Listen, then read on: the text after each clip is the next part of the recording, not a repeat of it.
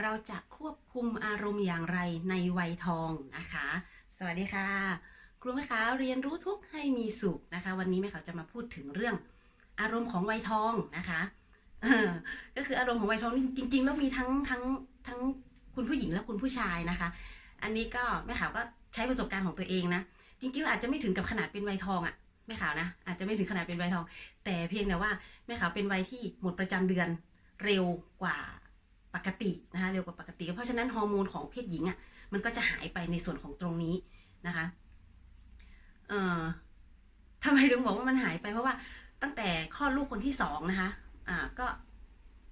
ไม่มีเลยนั่นก็หมายถึงว่ามันเริ่มหายไปจนไม่มีแล้วนี่พอไม่มีปุ๊บเนี่ยมันก็เท่ากับว่าฮอร์โมนของเพศหญิงอ่ะมันหายไปพอมันหายไปปุ๊บเนี่ย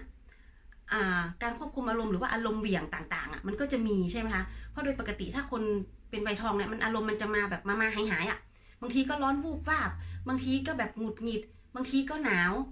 มันจะมีหลากหลายสาเหตุมากเลยนะคะที่เป็นอารมณ์ของใบทองนะแต่ในส่วนของแม่ขาวเองเนี่ยก็คืออ่าปกติแต่ก่อนเราก็อารมณ์ขึ้นลงอยู่แล้วใช่ไหมพอเราปฏิบัติมาฝึกลมหายใจฝึกอานาปานสติมาเนี่ยค่ะมันก็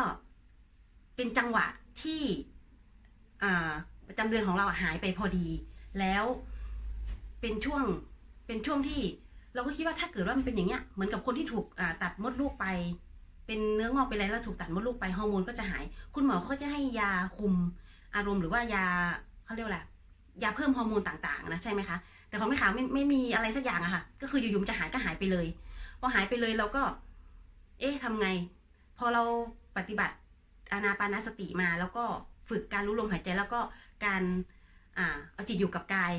จะได้รับการรักษาใช่ไหมคะเราก็ฝึกเรื่อยๆทีนี้ในส่วนของอารมณ์เหวี่ยงหรืออารมณ์อะไรพวกเนี้ยมันก็จะหายไปเพราะว่าเราเริ่มรู้เท่าทันอารมณ์ละเราก็เอ๊ะ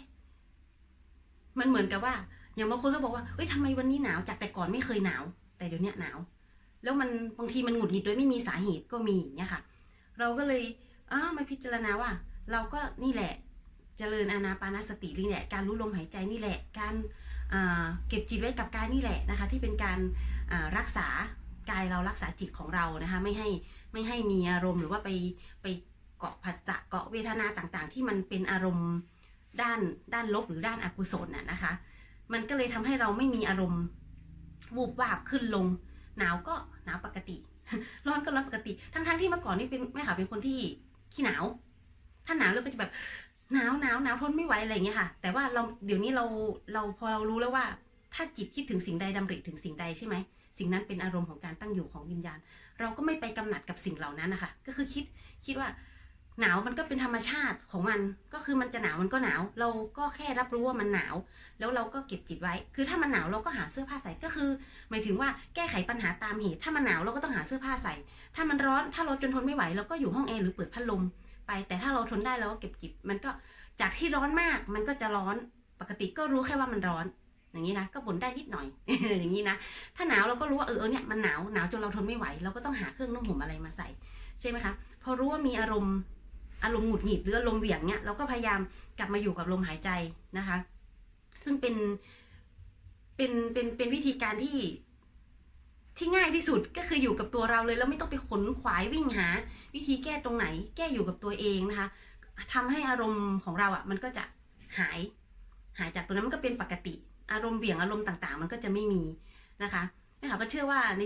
ในสิ่งที่เราทำตรงเนี้ยเป็นสิ่งที่ถูกต้องเป็นทางที่ถูกต้องและเป็นแผนที่เราหยิบมาใช้แล้วเดินไปถูกทางแล้วตามที่พระพุทธเจ้าท่านตรัสไว้นะคะซึ่งอานาปานสติก็แก้อาพาธได้นั่นแหละนะคะว่า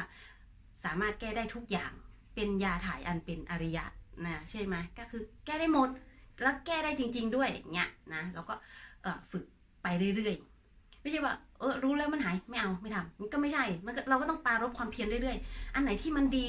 เราก็ต้องทำต่อใช่ไหมแต่ถ้าอันไหนเราพิจารณาว่าเราทำวิธีแล้วมันไม่ใช่เราก็ไม่ทำแต่วิธีนี้เนี่ยเป็นวิธีที่แก้ปัญหาได้ทุกอย่างค่ะแม่เขาก็จะพูดตลอดว่าให้รู้ลมหายใจรู้ลมหายใจนะคะก็จะแก้ได้ทุกอย่างจริงๆอารมณ์หงุดหงิดเบี่ยงต่างๆมันก็จะหายไปนะคะก็ลองฝึกปฏิบัติดูค่ะมันไม่ได้ยุ่งยากอะไรเลยซึ่งมันเป็นสิ่งที่มีอยู่แล้วนะมีอยู่ในตัวของทุกคนนะคะ หยิบมาใช้ได้เลยหยิบมาใช้ได้เลยมันก็เป็นการละอารมณ์ที่ไม่น่ารักใคร่ไม่น่าพอใจของเรานั่นแหละออกไปนะคะแล้วก็มันก็เป็นพอจิตรักษากายใช่ไหมมันก็เหมือนการปรับสมดุลให้กับร่างกาย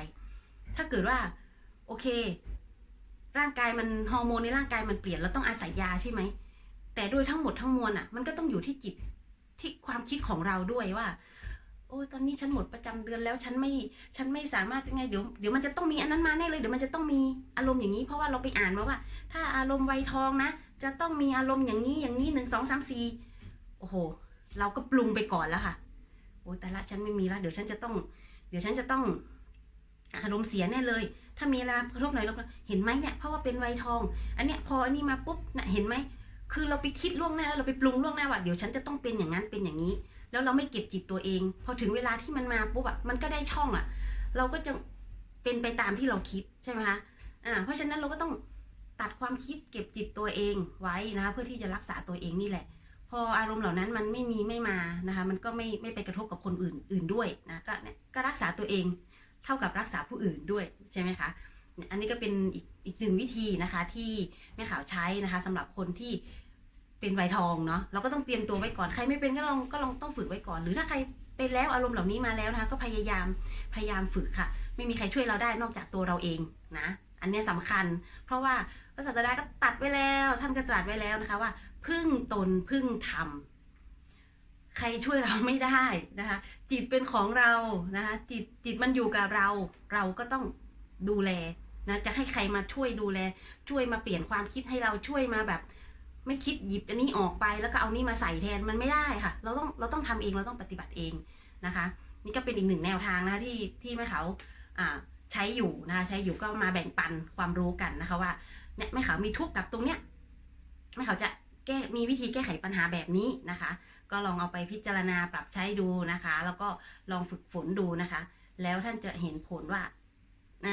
อนุสาสนีปาฏิหาริย์มีจริงเราต้องเชื่อว่ามีจริงแล้วพระศาสดาท่านตรัสไว้ถูกต้องตรงจริงนะคะไม่จำกัดด้วยการเวลาทำตอนไหนก็มีผลตอนนั้นนะคะสั่งสมไปเรื่อยๆแล้วมันจะดีขึ้นใช่ไหมเก็บกุศลอย่างเดียวเลยค่ะจิตอยู่กับกายเก็บกุศลอย่างเดียวเลยเก็บสะสมไว้นะคะถ้าใครชอบคลิปนี้นะคะก็อย่าลืมกดแชร์นะคะและอย่าลืมกดติดตามกด subscribe กดไลค์กดแชร์ทั้งในเพจแล้วก็ในช่อง YouTube ด้วยนะคะสำหรับวันนี้แม่ขาวไปแล้วค่ะสวัสดีค่ะ